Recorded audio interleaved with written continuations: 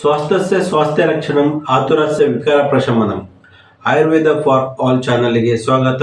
ನಾನು ಡಾಕ್ಟರ್. ವಿಡಿಯೋದಲ್ಲಿ ಕೂದಲು ಉದುರುವ ರೋಗ ಅಂತ ಹೇಳಿದ್ರೆ ಹೇರ್ ಲಾಸ್, ಇದನ್ನು ಆಯುರ್ವೇದದಲ್ಲಿ ಖಾಲಿತ್ಯ ಅಂತ ಹೇಳಿದ್ದಾರೆ. ಇದಕ್ಕೆ ಕಾರಣವೇನು ಮತ್ತು ದೇಹದೊಳಗೆ ತೆಗೆದುಕೊಳ್ಳುವ ಗಿಡಮೂಲಿಕೆ ಔಷಧಿ ಯಾವುದು ಮತ್ತು ಅದು ಹೇಗೆ, ಎಷ್ಟು ಪ್ರಮಾಣದಲ್ಲಿ ತೆಗೆದುಕೊಳ್ಳುವುದು ಮತ್ತು ಎಷ್ಟು ದಿನಗಳ ಕಾಲ ತೆಗೆದುಕೊಳ್ಳುವುದು ಅಂತ ಈ ವಿಡಿಯೋದಲ್ಲಿ ಸಂಪೂರ್ಣವಾಗಿ ತಿಳಿದುಕೊಳ್ಳುವ. ಹಾಗಾದರೆ ಬನ್ನಿ ವೀಕ್ಷಕರೇ, ಈ ವಿಡಿಯೋನ ಕೊನೆ ತನಕ ನೋಡಿ ಪ್ರಯೋಜನ ಪಡೆದ.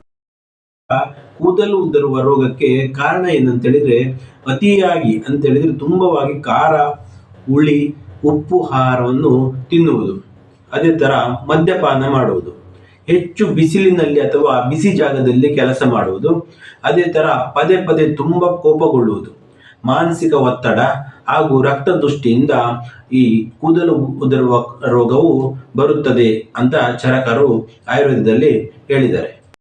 ಕೂದಲು ಉದುರುವ ರೋಗದ ಲಕ್ಷಣ ಯಾವ ತರ ಇರ್ತದೆ ಅಂತ ಹೇಳಿದ್ರೆ ಒಣಗಿದ ತಲೆಯ ಚರ್ಮ ಮತ್ತು ಕೂದಲು ಉದುರುವುದು. ಇದು ವಾತದೋಷ ಜಾಸ್ತಿ ಆದಾಗ ಈ ತರ ಇರ್ತದೆ. ಪಿತ್ತ ದೋಷ ಜಾಸ್ತಿ ಆದಾಗ ತಲೆಭಾಗದಲ್ಲಿ ಬಿಸಿ ಬಿಸಿ ಆಗುತ್ತದೆ. ಅದೇ ತರ ತಲೆಭಾಗದಲ್ಲಿ ಜಾಸ್ತಿಯಾಗಿ ಬೆವರುವುದು, ನಂತರ ಕೂದಲು ಬಿಳಿ ಬಣ್ಣಕ್ಕೆ ತಿರುಗಿ ನಂತರ ಉದುರುವುದು ಶುರುವಾಗ್ತದೆ. ಅಕಸ್ಮಾತ್ ಕಫದೋಷ ಜಾಸ್ತಿ ಆದ್ರೆ ತಲೆಭಾಗದ ಚರ್ಮದಲ್ಲಿ ಜಡ್ಡಿನಂಶ ಜಾಸ್ತಿಯಾಗಿ ತುರುಗಿ ಕಾಣಿಸಿಕೊಳ್ತದೆ, ನಂತರ ಕೂದಲು ಉದುರುವುದು ಕಾಣಿಸಿಕೊಳ್ತದೆ. ಇದು ಕಫದೋಷ ಜಾಸ್ತಿ ಆದಾಗ ಆಗ್ತದೆ. ಅಕಸ್ಮಾತ್ ಆಗಿ 3 ದೋಷ, ಕಫ, ವಾತ ಮತ್ತು ಪಿತ್ತ ದೋಷಗಳು ಜಾಸ್ತಿ ಆದಾಗ ಈ ಮೇಲೆ ಹೇಳಿದ ಎಲ್ಲ ಲಕ್ಷಣಗಳು ಕಂಡು ಬರುತ್ತದೆ. ಇದು ಕೂದಲು ಉದುರುವ ರೋಗದ ಲಕ್ಷಣ. ಕೂದಲು ಉದುರುವ ರೋಗಕ್ಕೆ ಚರಕರು ಆಯುರ್ವೇದದಲ್ಲಿ ಒಂದು ಅದ್ಭುತವಾದ ಔಷಧಿಯನ್ನು ಹೇಳಿದರೆ, ಇದು ನಾವು ಹೊಟ್ಟೆಗೆ ತೆಗೆದುಕೊಳ್ಳುವ ಔಷಧಿ, ಅದುವೇ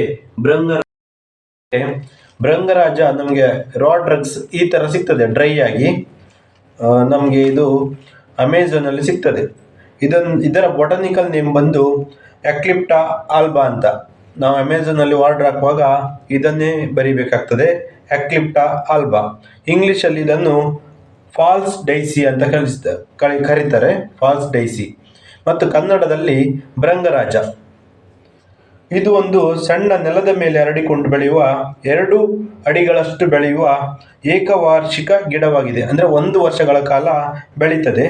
ಇದಕ್ಕೆ ಚಿಕ್ಕ ಬಿಳಿ ಹೂ ಇರ್ತದೆ, ಇದೀಗ ಒಣಗಿದೆ ಇದರಲ್ಲಿ, ಮತ್ತು ಇದು ಕಪ್ಪು ಬಣ್ಣದ ಬೀಜ ಹೊಂದಿರ್ತದೆ.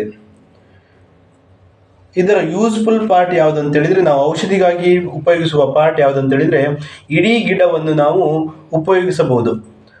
ಬೇರು, ಕಾಂಡ, ಎಲೆ, ಹೂವು, ಬೀಜ, ಇದು ಎಲ್ಲವನ್ನು ನಾವು ಔಷಧಿಗಾಗಿ ಉಪಯೋಗಿಸಬಹುದಾಗಿದೆ. ಇದರ ಪ್ರಿಪರೇಷನ್ಸ್ ಯಾವುದಲ್ಲ ಅಂತೇಳಿ ಈ ವಿಡಿಯೋದ ಮುಂದಿನ ಭಾಗದಲ್ಲಿ. ಉದುರುವ ರೋಗದಲ್ಲಿ ಭೃಂಗರಾಜವನ್ನು ನಾವು 3 ತರದ ಮನೆಯಲ್ಲಿ ಮಾಡಿಕೊಳ್ಳುವುದ ಪ್ರಿಪರೇಷನ್ಸ್ ಮಾಡ್ಕೊಳ್ಬಹುದು.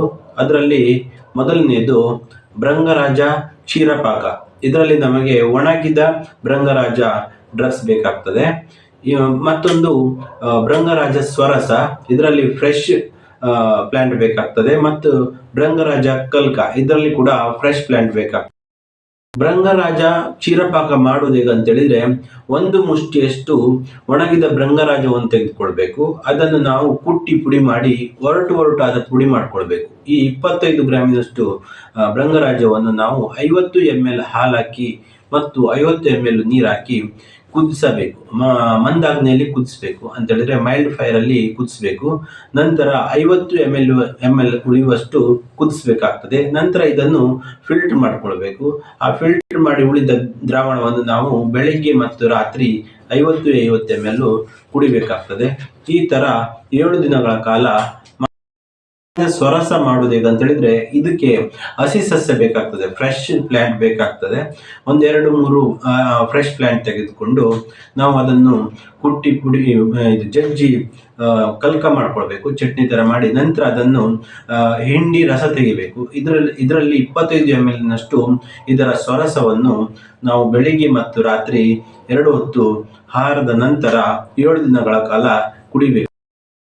ಮಾಡುವಾಗ ನಮಗೆ ಭೃಂಗರಾಜದ ಫ್ರೆಶ್ ಪ್ಲಾಂಟ್ ಬೇಕಾಗ್ತದೆ. ಇದು 2-3 ಫ್ರೆಶ್ ಪ್ಲಾಂಟ್ ತಕೊಂಡು ನಾವು ಅದನ್ನು ಗ್ರೈಂಡ್ ಮಾಡಿ ಪೇಸ್ಟ್ ಮಾಡ್ಕೊಳ್ಬೇಕು, ಫೈನ್ ಪೇಸ್ಟ್ ಮಾಡ್ಕೊಳ್ಬೇಕು. ನಂತರ ಇದನ್ನು ನಾವು 3 ಗ್ರಾಮಿನಷ್ಟು ಭೃಂಗರಾಜ ಕಲ್ಕವನ್ನು ತೆಗೆದುಕೊಂಡು ಅರ್ಧ ಲೋಟ ಹಾಲಿನಲ್ಲಿ ಮಿಶ್ರಣ ಮಾಡಿಕೊಂಡು ಬೆಳಗ್ಗೆ ಅರ್ಧ ಲೋಟ ಮತ್ತೆ ರಾತ್ರಿ ಅರ್ಧ ಲೋಟ ಕುಡಿತಾ ಬರಬೇಕು. 7 ದಿನಗಳ ಕಾಲ ಕುಡಿಬೇಕಾಗ್ತದೆ. ಭೃಂಗರಾಜ ಕ್ಷೀರಪಾಕ ಅಥವಾ ಭೃಂಗರಾಜ ಸ್ವರಸ ಅಥವಾ ಭೃಂಗರಾಜ ಕಲ್ಕ, ಈ 3ರಲ್ಲಿ ಯಾವುದಾದ್ರೂ ಒಂದು ಪ್ರಿಪರೇಷನ್ ಅನ್ನು ನಾವು 7 ದಿನಗಳ ಕಾಲ ಉಪಯೋಗಿಸಿದರೆ ಕೂದಲು ಉದುರುವುದು ನಿಲ್ಲುತ್ತದೆ. ನಂತರ ಕೂದಲು ಬೆಳೆಯುವುದು ಪ್ರಾರಂಭವಾಗ್ತದೆ. ಕೂದಲು ಬೆಳೆಯುವುದು ಪ್ರಾರಂಭವಾದ ಮೇಲೆ ಈ ಪ್ರಿಪರೇಷನ್ ಅನ್ನು ನಾವು 3ರಿಂದ 6 ತಿಂಗಳುಗಳ ಕಾಲ ತೆಗೆದುಕೊಳ್ಬೇಕಾಗ್ತದೆ. ಇದರಿಂದ ಖಂಡಿತವಾಗಿಯೂ ಕೂದಲು ಬೆಳೆಯಲು ಸಹಾಯ ಹೇಳಿ ಈ ವಿಡಿಯೋನ ಇಲ್ಲಿಗೆ ಮುಗಿಸುತ್ತೇನೆ. ಸ್ವಾಸ್ಥ್ಯ ರಕ್ಷಣಂ ಆತುರಸ್ಯ ವಿಕಾರ ಪ್ರಶಮನಂ. ನಮಸ್ಕಾರ.